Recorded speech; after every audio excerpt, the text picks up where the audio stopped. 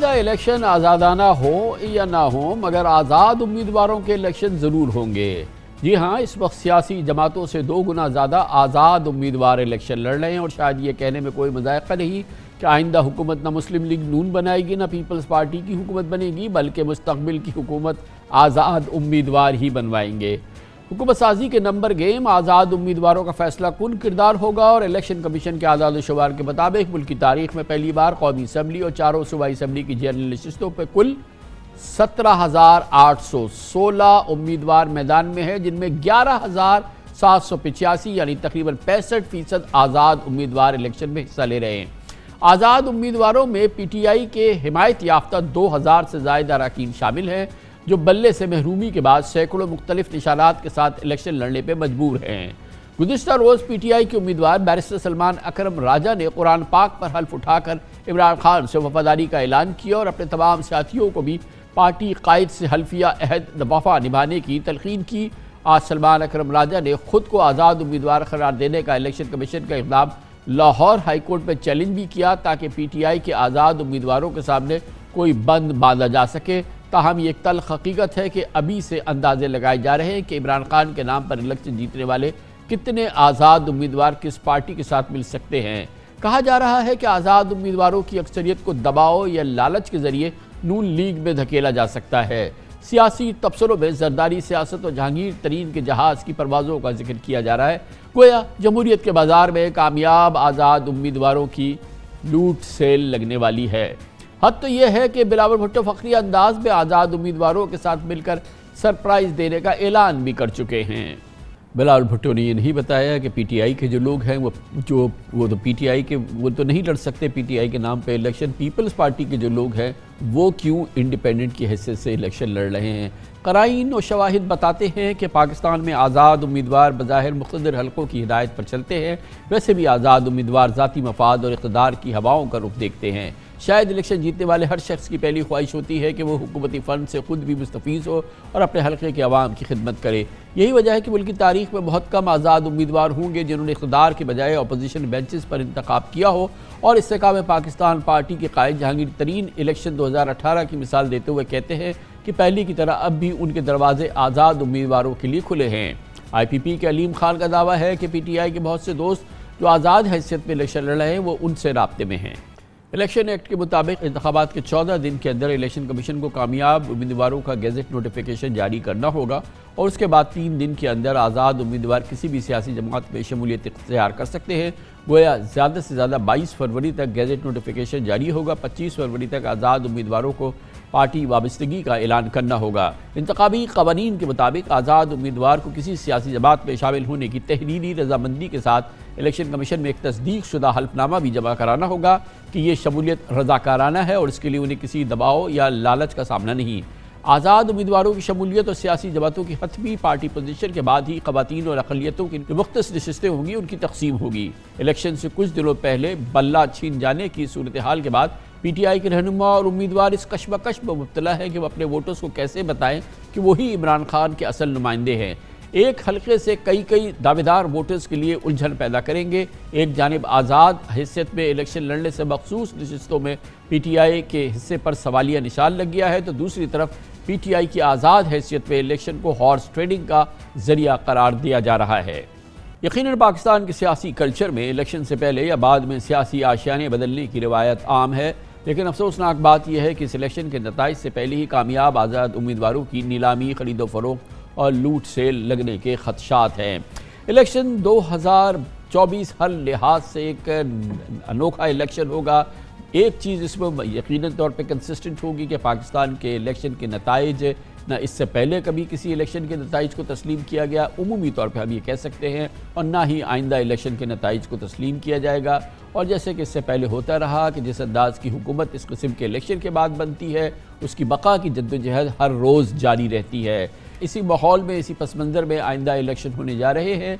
इस पर मज़ीद बात करते हैं और इसका तज़िया हासिल करते हैं। हमारे साथ पाकिस्तान के नामवर सीनियर सहाफ़ी, न्यूज़ एनालिस्ट, कई किताबों के मुसन्निफ़ हैं, मोहतरम सुहेल वड़ाई हमारे साथ हैं, और मुमताज़ इन्वेस्टिगेटिव जर्नलिस्ट, बहुत उम्दा इन्वेस्टिगेटिव जर्नलिस्ट हैं हमारे एजाज़ सैयद साहब हमारे साथ मौजूद हैं। बहुत बहुत शुक्रिया आप हजरात का। सुहेल वड़ाई साहब, ये इलेक्शन इस लिहाज से बिल्कुल अनोखा है कि इससे पहले आज़ाद उम्मीदवार तो ज़रूर हुआ करते थे, लेकिन इस इलेक्शन में 65% आज़ाद उम्मीदवार है।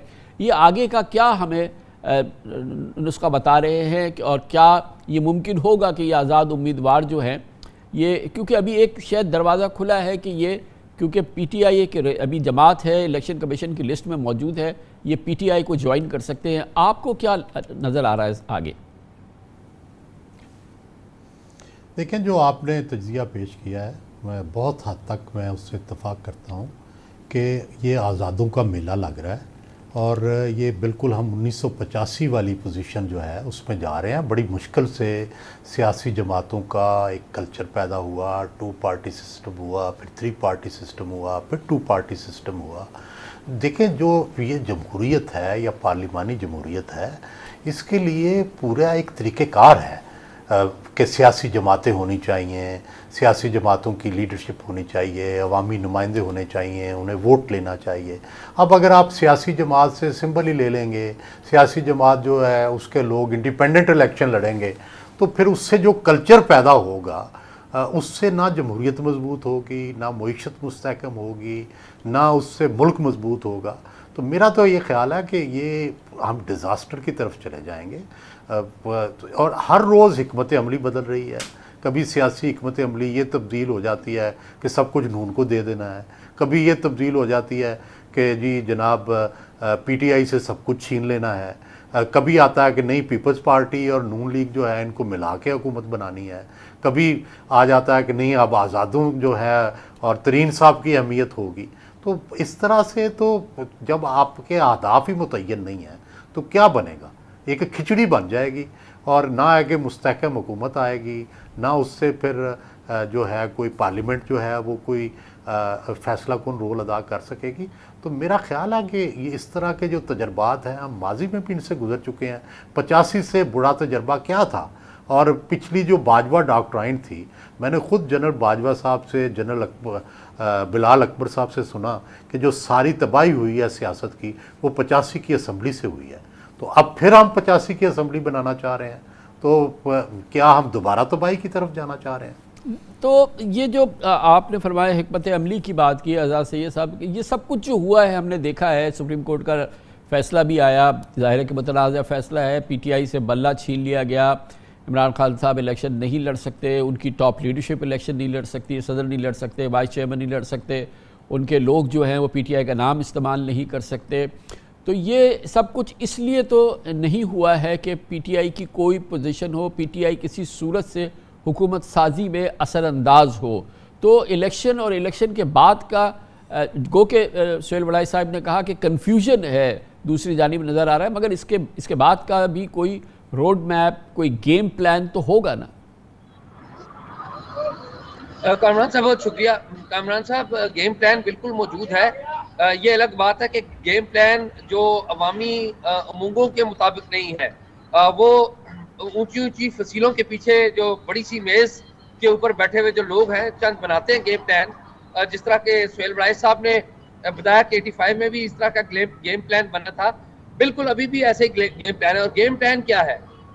जो सिंध है उसमें तो काफ़ी क्लियर हद तक ये नज़र आता है कि पाकिस्तान पीपल्स पार्टी वहाँ पर मौजूद है। बलूचिस्तान का कामरान साहब आपको पता ही है कि जहाँ मरकज़ होता है वहाँ पे ही बलूचिस्तान जाता है। खैबर पख्तूनख्वा में एक मिक्स चीज़ें आप देखेंगे और सबसे ज़्यादा जो बड़ी तादाद आप देखेंगे आज़ाद उम्मीदवारों की वो पंजाब में और खैबर पख्तूनख्वा में देखेंगे। तो जो असल चैलेंज है मरकज़ को कंट्रोल करने का वो पंजाब है। ट्रेडिशनली नून लीग जो है पंजाब के, जब आप कह रहे हैं कि सबसे ज्यादा आज़ाद उम्मीदवार कामयाब होंगे केपीके में और पंजाब में, तो ये वही हैं जो पीटीआई जिनको नामजद कर रही है ना, या इसके अलावा? कामरान साहब, यही तो असल गेम है कि कुछ उम्मीदवार वो हैं जिन्हें पीटीआई ने नॉमिनेट किया है, जिनको टिकट देने थे पीटीआई ने, लेकिन उनको टिकट नहीं मिल सके क्योंकि उनसे सिंबल ले लिया गया। लेकिन एक बड़ी तादाद ऐसे उम्मीदवारों की भी है जो कि पीटीआई से ताल्लुक तो नहीं रखते, लेकिन वो नारा इमरान खान का लगाएंगे। अभी इत्तेफाक हुआ है मुझे कुछ हलकों में जाने का, जीटी रोड के ऊपर जो बाज़ हलके हैं वहाँ पर जो आम वोटर है वो उसकी अगर सेंटीमेंट देखें तो वो पीटीआई के साथ है। नून लीग और पीपल्स पार्टी के साथ भी है, ये नहीं कि उनके साथ नहीं है, लेकिन मैं पीटीआई की पर्टिकुलर बात करूंगा।